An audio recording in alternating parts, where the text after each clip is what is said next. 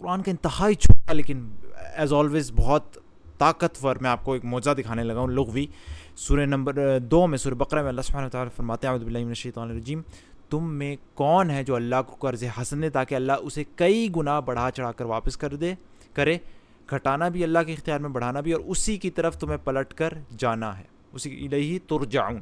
سورہ مومنون کی سورہ نمبر 23 کی آیت نمبر 79 میں اللہ سبحانہ وتعالیٰ فرماتے ہیں وہی ہے جس نے تمہیں زمین میں پھیلایا اور اسی کی طرف تم سمیٹے جاؤ گے، وَإِلَيْهِ تُحْشَرُونَ. اب دیکھیں زبان کے لحاظ سے، دیکھیں سورہ بقرہ میں کہا اسی کی طرف تمہیں پلٹ کر جانا ہے اللہ سبحانہ وتعالیٰ کی طرف، اور سورہ مومنون میں کہا اسی کی طرف تم سمیٹے جاؤ گے.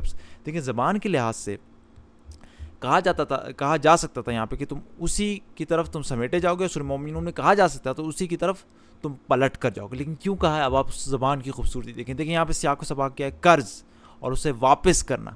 قرض کیا ہوتا ہے؟ قرض انسان پیسہ دیتا ہے اور اسے واپس لیتا ہے. سبحان اللہ. چونکہ اس سیاق و سباق میں ایک ایسی چیز ہے جو دے کے واپس لی جاتی ہے، اس لیے یہاں پہ زیادہ مناسب تھا کہ کہا جاتا ہے الہی ترجعون، اسی کی طرف تم پلٹ کر جاؤ گے.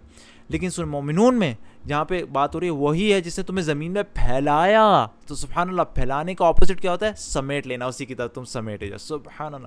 زبان کے حساب سے بالکل مناسب لفظ چنا گیا. ان کو ایک دوسرے سے بدل سکتے تھے لیکن جو سیاق و سباق میں بات ہو رہی ہے اس کے مطابق زیادہ مناسب تھا. یہی الفاظ جو چنے گئے ہیں وہی استعمال ہو. سبحان اللہ. تو اللہ تعالیٰ ہمیں قرآن میں یقین دے کہ اللہ کا کلام ہے. سبحانک اللہم و بحمدک، اشہد ان لا الہ الا انت، استغفرک و اتوب الیک.